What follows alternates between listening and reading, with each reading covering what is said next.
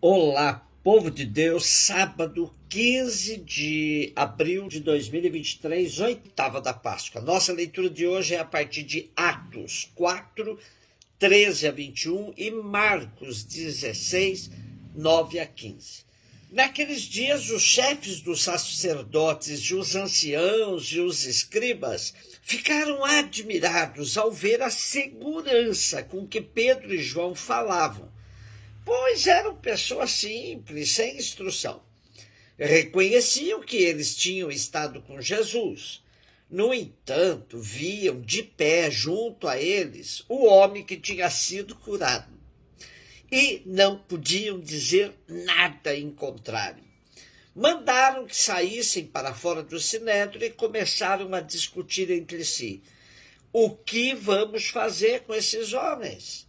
Eles realizaram um milagre claríssimo e o fato tornou-se de tal modo conhecido por todos os habitantes de Jerusalém que não podemos negá-lo. Contudo, a fim de que a coisa não se espalhe ainda mais entre o povo, vamos ameaçá-los, para que não falem mais a ninguém a respeito do nome de Jesus. Chamaram de novo Pedro e João e ordenaram-lhes que de modo algum falassem ou ensinassem em nome de Jesus. Pedro e João responderam: julgai vós mesmos se é justo diante de Deus que obedeçamos a vós e não a Deus.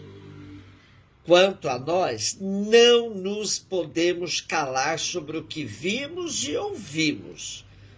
Então, insistindo em suas ameaças, deixaram Pedro e João em liberdade, já que não tinham meio de castigá-los por causa do povo, pois todos glorificavam a Deus pelo que havia acontecido. Uma vez mais, vamos nos servir dos comentários do padre José Comblet. Diz ele: a reação do tribunal exprime a segurança dos cristãos. O conselho sente-se desarmado e vencido.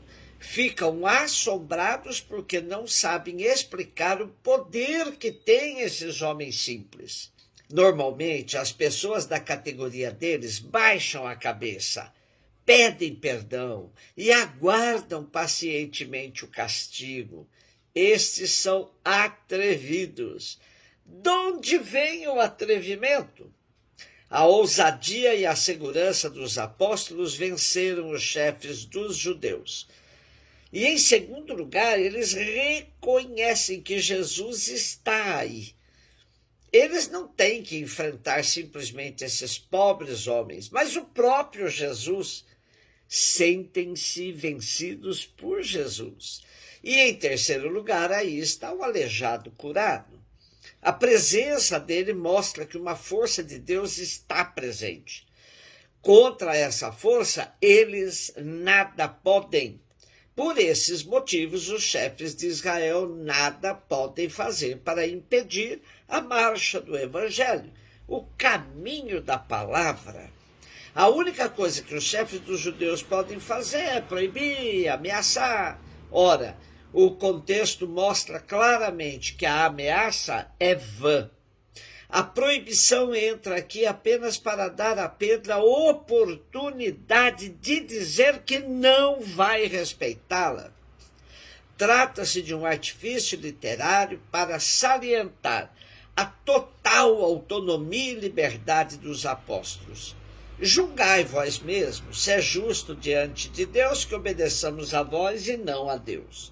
Sócrates já tinha usado argumento similar diante dos juízes que o condenaram à morte e que Lucas certamente conhecia.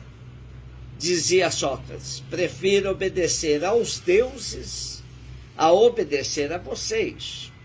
Os apóstolos transformam a acusação dirigida contra eles em acusação contra os seus acusadores.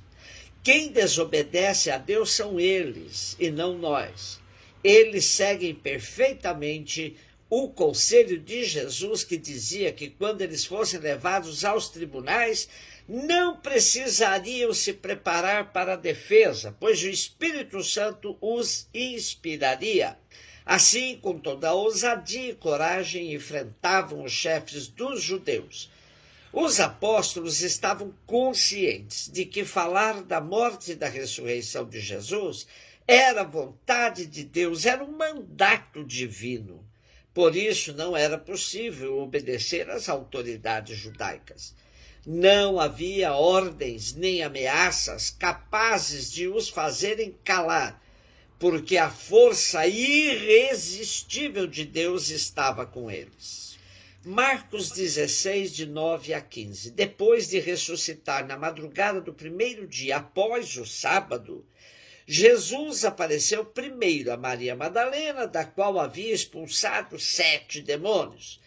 Ela foi anunciar isso aos seguidores de Jesus que estavam de luto e chorando. Quando ouviram que ele estava vivo e fora visto por ela, não quiseram acreditar. Em seguida, Jesus apareceu a 2 deles com outra aparência, enquanto estavam indo para o campo. Eles também voltaram e anunciaram isso aos outros. Também a estes não deram crédito. Por fim, Jesus apareceu aos 11 discípulos enquanto estavam comendo. Repreendeu-os por causa da falta de fé e pela dureza do coração, porque não tinham acreditado naqueles que o tinham visto ressuscitado. E disse-lhes: ide pelo mundo inteiro e anunciai o evangelho a toda criatura.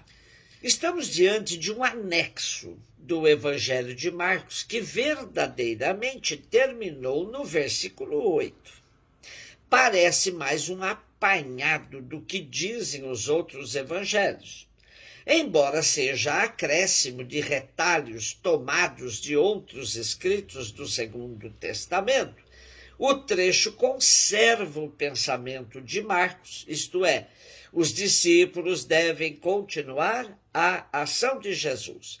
Nosso texto ressalta a dificuldade dos primeiros em crer que Jesus ressuscitou, e somente sua presença direta libertará os apóstolos da dureza de coração e os transformará em verdadeiros crentes. A ressurreição não é fruto de imaginação ingênua ou da sugestão coletiva dos discípulos. É um dom do Pai àquele que se fez obediente até a morte para salvar a humanidade. A fé na ressurreição é também um dom do Senhor aos discípulos.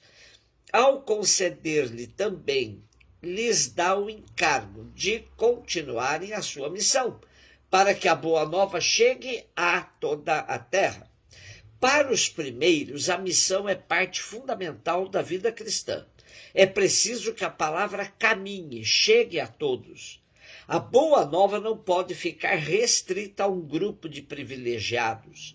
Graças a essa mentalidade, vemos que o Evangelho teve uma expansão extraordinária. Em pouco tempo, o cristianismo se tornou conhecido ao longo de todo o Mediterrâneo, que é um mar do Oceano Atlântico localizado ao norte da África, sul da Europa e oeste da Ásia. Essa foi a região privilegiada pelos primeiros, mas não ficou circunscrita a evangelização aí. A força da palavra é surpreendente e a capacidade de inculturação dos primeiros causa admiração até hoje. O século IV foi decisivo para a instituição mudar de perspectiva e passar a impor a romanização. Por isso é sempre bom voltar aos primórdios, para que recuperemos o frescor do Evangelho, um Evangelho antes do cristianismo. Um beijo no seu coração.